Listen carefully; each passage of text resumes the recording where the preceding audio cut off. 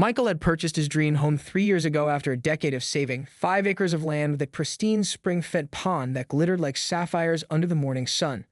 The property bordered lakeside estates and newer development with blindingly white sidewalks and cookie-cutter homes. His woodland oasis was a stark contrast to their manicured lawns and had been specifically grandfathered to remain exempt from their stringent HOA rules. Elaine Winters, a former corporate attorney with perfectly highlighted blonde hair and a permanent smile that never reached her eyes, had campaigned aggressively to become HOA president on a platform of neighborhood beautification and enhanced amenities.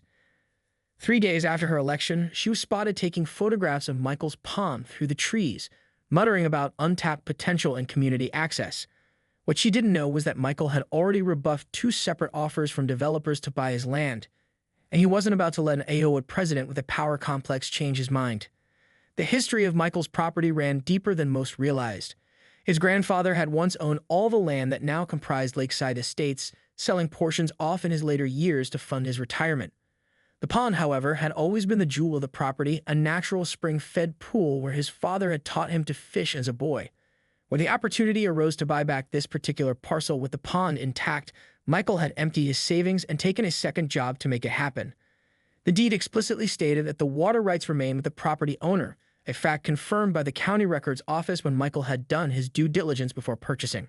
What made Elaine particularly dangerous wasn't just her entitlement but her methodical approach. Michael's neighbor Gerald, whose property also bordered the development, had warned him over beers one evening. "That woman researches everyone," Gerald had said, lowering his voice despite being on his own back porch. "Knows everyone's mortgage details, property tax history. You can figure out my ex-wife had a lion against my property before I did." 2 days after that conversation, Michael noticed survey stakes mysteriously appearing along the border of his land, stakes that didn't match his property survey. When he pulled them out, they reappeared the next day and moved 6 feet further onto his property. Michael wasn't just protecting a pond, he was defending his heritage and the last physical connection to his grandfather's legacy. As he watched Elaine through his kitchen window that morning, directing a professional photographer to capture various angles of his pond, he felt something beyond annoyance stirring within him. This would be a battle of wills, and Michael, quiet and accommodating as he typically was, discovered a resolve hardening inside him that would surprise them both. On a crisp Saturday morning, as mist still hovered over the water, Michael spotted Elaine standing on his dock with her 2 children, spreading out an elaborate picnic spread. When he politely informed her she was on private property, she scoffed. "Water is a natural resource that belongs to everyone," she declared, pulling out laminated HOA bylaws that didn't apply to his property. After a heated exchange, she reluctantly left but promised this wasn't over. That evening, Michael found fresh footprints around his pond and several of his no trespassing signs had been removed. What Elaine didn't realize was that Michael had recorded their entire interaction. Her words, "I know exactly what properties are subject to HOA guidelines, Mr. Reynolds. I'm an attorney, remember," will later contradict her claims of genuine confusion about the property boundaries. Michael replayed the video that evening, noting how her children had watched the confrontation with uncomfortable expressions, clearly embarrassed by their mother's behavior. The boy, perhaps 10 years old, had actually whispered, "Mom, his signs say private property," only to be silenced with a sharp look. The real surprise came the following morning. Michael discovered an official-looking letter had been taped to his front door overnight. The document, bearing the Lakeside Estates letterhead and Elaine's flourishing signature, informed him that the HOA board had reviewed historical easements and determined that a 15-foot access corridor to the community pond existed through his property. The letter demanded he remove any obstacles along this corridor within 72 hours or face daily fines of $200. A crude map was attached showing a pathway cutting directly through Michael's vegetable garden to reach the pond. Michael's immediate call to the county recorder's office confirmed what he already knew. No such easement existed. But when he drove through Lakeside Estates later that day, he noticed alarming new signs at the neighborhood entrance. "Coming soon, Community Lake Access Path. Another amenity brought to you by your HOA board." Several residents were gathered around the sign, excitedly discussing the news. The most troubling discovery came when Michael checked his mail. Mixed among bills and advertisements was a real estate flyer specifically targeting his address. "Difficulty maintaining your oversized property? We specialize in helping homeowners transition to more manageable living situations." The company, Winters Property Solutions, listed Elaine's husband as the primary agent.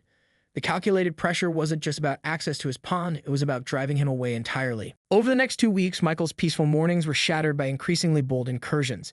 His security cameras captured Elaine leading different groups on what she called nature walks directly through his property. She was heard telling neighbors that the pond was technically within community boundaries, but that some people think they can privatize natural resources. When Michael was recognized at the local hardware store, several people gave him cold looks, having heard rumors he was preventing neighborhood children from enjoying nature.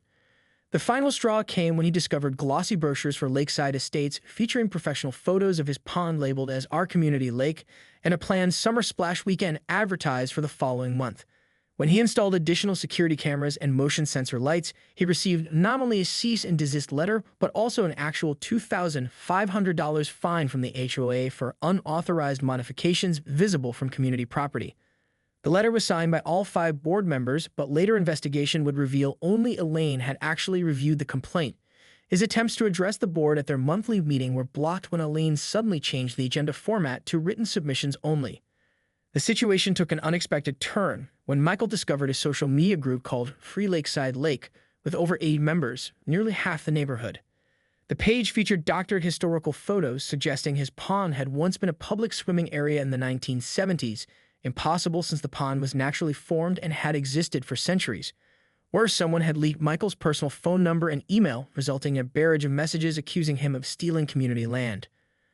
One particularly disturbing voicemail from a disguised voice warned him to learn to share or learn to regret it. Michael's breaking point came on a Wednesday afternoon when he returned home to find strange flags marking a proposed boardwalk cutting directly across his property. A laminated notice had been staked into his garden bed, announcing a community easement survey scheduled for the following week, falsely claiming county approval. When he called the county planning office to verify, they had no record of any such project. That evening, while removing the flags, Michael was confronted by 3 neighbors who began filming him, narrating that he was destroying community property. One woman, whom Michael recognized as Elaine's close friend Charlotte, became increasingly aggressive, standing so close that Michael had to back away. "My children have been crying because they can't swim in the lake like Elaine promised," she yelled, her phone camera inches from his face. "What kind of monster makes children cry?" That night, Michael hardly slept as headlights periodically swept across his bedroom wall, cars slowly driving by his property at odd hours. The message was clear. Elaine wasn't just trespassing anymore. She was orchestrating a coordinated harassment campaign to break his resolve. Returning home unexpectedly during a thunderstorm that had canceled his afternoon meeting, Michael couldn't believe his eyes. Despite the weather, Elaine had organized what appeared to be a professional landscaping crew on his property. Workers were measuring his shoreline while others were installing what looked like permanent seating. A floating dock segment was being assembled nearby. Elaine, sheltered under a large umbrella emblazoned with the Lakeside Estates logo, was directing the whole operation with the confidence of someone who owned the place.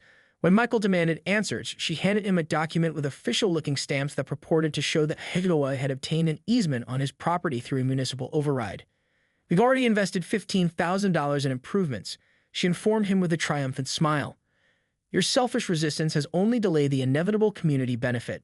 When Michael called the police, Elaine began dramatically recording the interaction on her phone, playing the victim and claiming harassment. Before officers arrived, she instructed the workers to temporarily pause the community project, while loudly proclaiming they returned to complete the work after this misunderstanding was cleared up.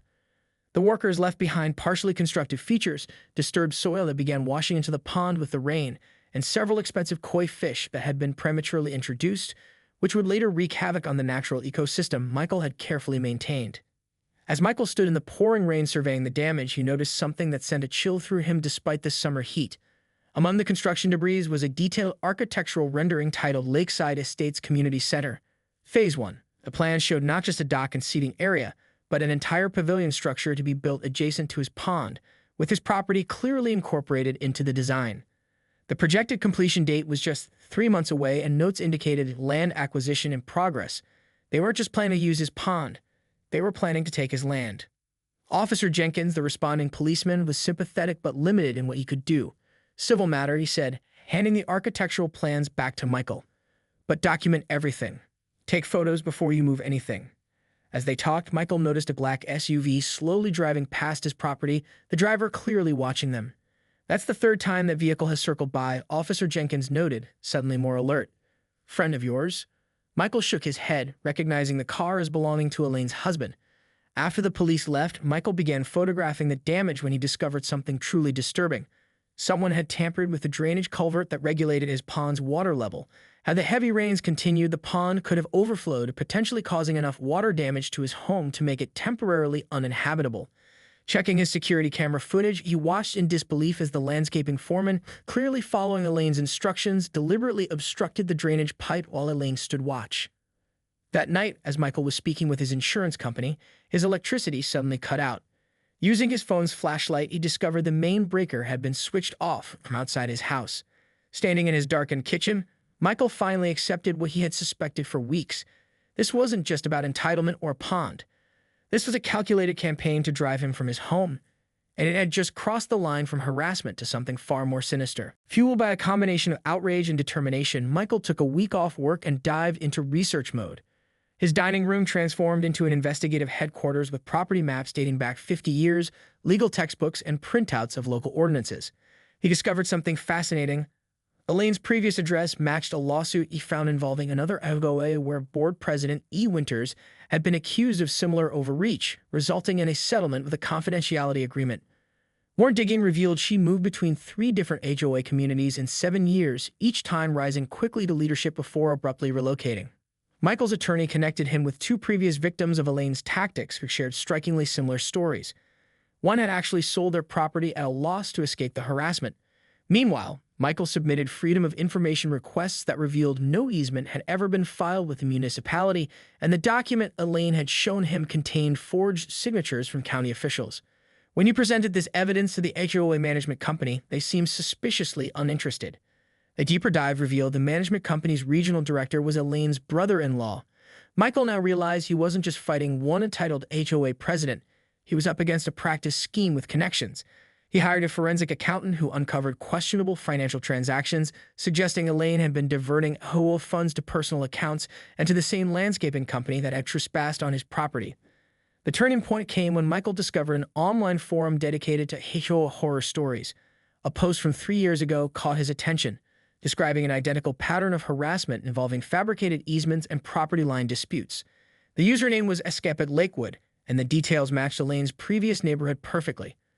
Michael created an anonymous account and messaged the user.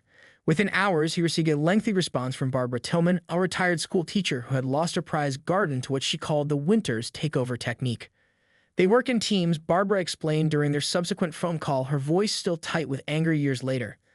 Elaine finds properties with special features, ponds, exceptional views, unique landscaping adjacent to HOA communities. Her husband's real estate company then targets these properties for acquisition at below market rates. They use HOA resources to fund the harassment campaign, promising the board that annexing these features will raise everyone's property values. The most valuable piece of information came when Barbara shared recordings of HOA meetings where the scheme had been accidentally discussed too explicitly. In one damning clip, a board member questioned the legality of their tactics, to which a male voice, presumably Elaine's husband, responded, "By the time they can fight it legally, most homeowners just want out. We've never had to go to court." That same evening, Michael received an unexpected visitor, a nervous young man who introduced himself as Justin, one of the landscapers from the construction crew. "I quit today," he said, glancing repeatedly over his shoulder. "They're planning something big for tomorrow. I overheard Mrs. Winters telling my boss to damage your septic system, make it look like it failed, so the county would condemn your property." Justin handed Michael a folded paper with a crude map. "These are all the places they've tampered with already. The drainage thing was just the beginning." Before Michael could thank him, Justin was gone, practically running to his truck parked down the street. Michael's property attorney connected him with a retired judge who specialized in HOA disputes. Together, they crafted a multi-layered plan that would not only protect his property, but expose the broader corruption. With careful legal guidance, Michael announced an extended business trip on his neighborhood's social media profile, which he knew Elaine monitored. He made a show of packing his truck with fishing gear and driving off, but actually moved in with his cousin whose home had a direct sightline to the pond. Before leaving, he installed wildlife cameras disguised as birdhouses, hidden trail cameras in trees, and even a weatherproof speaker system that could be remotely activated. His pond was strategically stocked with specially tagged fish that would help prove any unauthorized removal.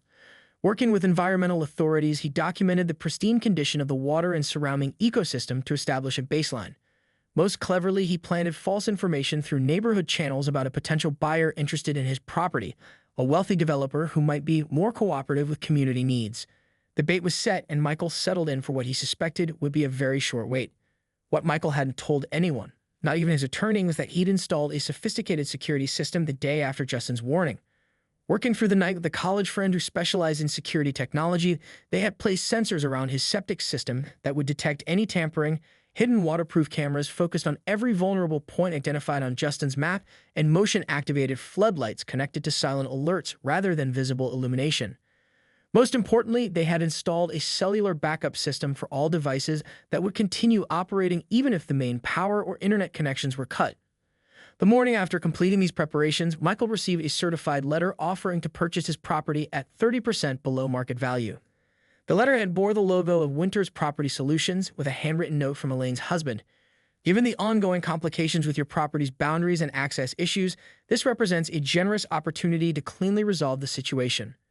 The timing couldn't have been more perfect. Confirmation that the pressure campaign was designed to drive down his property value for their personal gain. Michael's plan had another layer of brilliance. He'd arranged for Barbara Tillman and 2 other previous victims of the Winters scheme to arrive in town the day before his supposed fishing trip. They were staying in a local hotel under false names, ready to provide sworn statements to authorities at the crucial moment. Additionally, the environmental officer who had helped tag the fish was actually part of a joint task force investigating real estate fraud. Michael's case had become the perfect opportunity to catch the perpetrators in action. The final touch came from an unexpected ally. Charlotte, Elaine's former friend who had confronted Michael about the children crying, had reached out through a mutual acquaintance. "I didn't know what they were really doing," she explained, voice shaking. "When I saw them tampering with your electricity, I realized this wasn't about community access." Charlotte had provided Michael with screenshots of private HOA board messages discussing the Reynolds acquisition strategy and agreeing to use HOA funds for necessary persuasion tactics. Her evidence was now secured with Michael's attorney, ready to be used when the moment was right.